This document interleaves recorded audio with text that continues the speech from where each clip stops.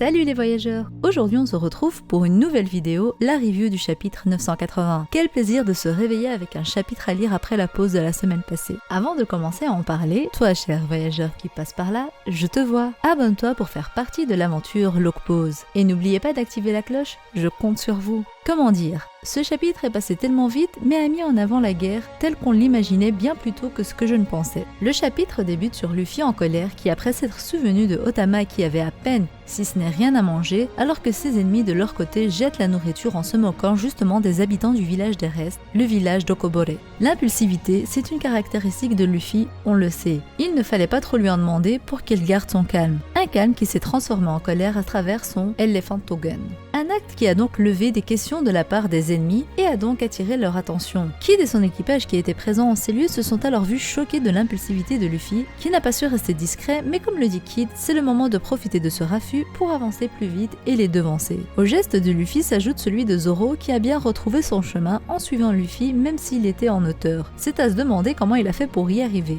Zoro a donc découpé l'estrade sur laquelle il se trouvait et engueule Luffy de ne pas savoir se faire discret. Ma réaction est la même que Kid, à savoir qui parle. Zoro s'est autant déchaîné que Luffy sans être discret. Luffy lui explique donc qu'ils ont jeté la soupe de haricots rouges, une explication bien plus que convaincante pour Zoro qui se souvient également de Otama et qui est d'accord pour les pulvériser. Un argument qui a étonnamment pour Kid fonctionné pour rallier Zoro à la cause de Luffy. Appo, DJ de la soirée, reconnaît Mugiwara no Luffy et se souvient qu'il était censé être prisonnier du Don. Au même moment, Zoro propose de fuir vu que les ennemis les ont repérés. Appo de ce côté informe Queen de la situation, à savoir l'intrusion de Monkey D. Luffy et Roronoa Zoro, deux membres de la pire génération des supernovas. Appo demande alors à Queen ce qu'il offre à celui qui les attrape et Kid le remarque. Sa haine se fait voir sur son visage, une haine légitime qu'il a envers un traître. Queen dit que la récompense est donc de prendre la place d'un Tobiropo étant donné qu'il y a une personne parmi eux dont il veut se débarrasser. Ce ne serait pas surprenant que cette personne soit Who's Who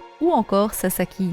Ces deux-là menacent les positions de commandant. Et même si ceux-ci s'avèrent être plus forts, ce ne serait pas étonnant que Queen ne les apprécie pas de par leur caractère. Ainsi, si Appo parvient à capturer les intrus, Queen fera en sorte qu'ils prennent la place d'un Tobiropo. On a donc la confirmation que les Numbers sont à un niveau hiérarchique inférieur aux Flying Six, et qu'ils sont donc potentiellement moins forts. Après, la question à se poser c'est comment se débarrasser d'un des Tobiropo. Même s'il s'agit là d'une récompense octroyée par Queen à un commandant, les Tobiropo ne peuvent pas être changés à son bon gré. De ce fait, je verrais bien un combat opposant Queen à Sasaki ou Who's un combat qui, selon les pensées de Queen, se finirait par sa victoire, et à ce moment-là, il pourra introduire Appo dans les Tobiropo. Ça, bien sûr, c'est si l'on compte sur le fait que quelqu'un attrapera les intrus, ce qui n'est pas près d'arriver. On n'a pas le temps de repasser par une case prison alors que le château est sous leurs yeux. On apprend aussi qu'il faut être au moins un gifter pour pouvoir espérer devenir un Flying Six, ce qui est totalement logique vu qu'ils sont la catégorie des smiles les plus forts. Ainsi, Zoro et Luffy sont pris en chasse par des subordonnés de Kaido, mais dotés d'un minimum de force. Zoro le fait comprendre, ils n'ont pas de temps et d'énergie à perdre dans ces combats, leur but est donc juste de les balayer afin de fuir. Seulement Appo intervient et prend en surprise Luffy par son attaque et ne comprend rien. Zoro le reconnaît et alors qu'il informe Luffy, il se fait à son tour blesser par Appo. Une blessure tranchante alors que ce dernier n'a aucune lame sur lui. Luffy se fait à nouveau avoir par une attaque,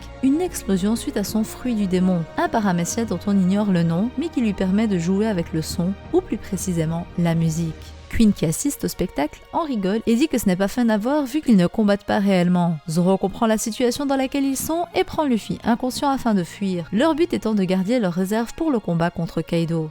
Ceux qu'ils ont en face d'eux ne sont pas juste nombreux mais également forts. Pour tous les combattre, ils devraient déchaîner leur puissance et ne plus avoir tant de force que ça pour leur combat final. C'est généralement ce qu'il se passe en temps normal, dans les arcs précédents en tout cas. Luffy affrontait toujours plusieurs ennemis avant d'arriver à son combat final et il y arrivait donc déjà blessé et vidé de ses forces. Par le passé, ça ne posait pas de problème, on aura pu le constater vu qu'il finissait par gagner. Mais là le niveau est différent. Son combat final sera contre un Yonko, il est donc hors de question de perdre du temps avec des sous-fifres. Luffy n'est pas resté inconscient bien longtemps, si ce n'est quelques secondes. Ces deux-là enlèvent donc leur costume et on apprend qu'ils étaient limités dans leurs mouvements à cause de ceci.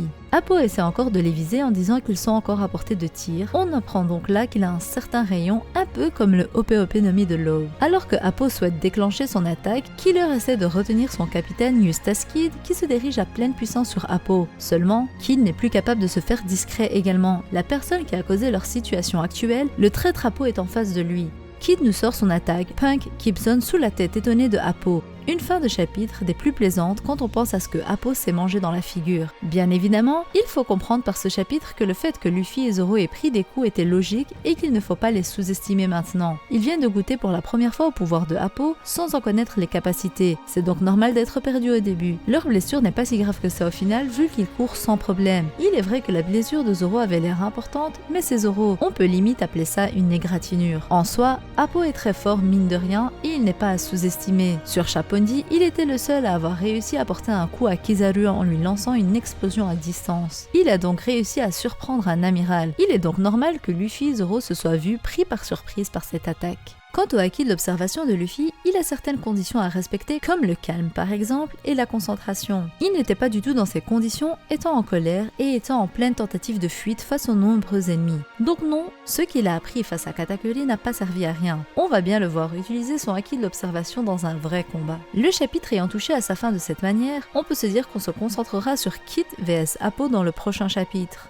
Un combat inévitable et qui était écrit, mais qui est arrivé bien plus tôt que ce que je ne pensais. Luffy et Zoro vont-ils réussir à s'échapper? C'est la question principale à se poser. Est-ce que Queen restera là sans bouger s'il voit que ses subordonnés n'arrivent pas à attraper les intrus? Ou est-ce qu'un Tobilopo apparaîtra sous ses yeux pour les arrêter? Plein de questions et de tournures des événements possibles, à voir ce que Oda décidera de nous dévoiler. Est-ce que les autres Mugiwara qui se dirigent vers le château de Kaido vont passer près du banquet, permettant donc à Luffy et Zoro de fuir vers le château plus facilement? La guerre a commencé et les événements vont dorénavant s'enchaîner aussi vite que ce chapitre 980, donc préparez-vous. Ce chapitre était rempli d'actions, donc il n'y a pas grand chose à dire. Cette vidéo touche donc à sa fin et j'espère qu'elle vous aura plu. Dites-moi ce que vous avez pensé du chapitre dans les commentaires. Likez la vidéo avec votre acquis du likement pour me montrer votre puissance. Ah oui, il y a encore une pause la semaine prochaine, mais je ferai de mon mieux pour vous sortir des vidéos théoriques comme à mon habitude. Donc n'oubliez pas de vous abonner si ce n'est pas encore fait et activez la cloche, je compte sur vous. Sur ce, je vous attends dans les commentaires et d'ici là, portez-vous bien. Bye!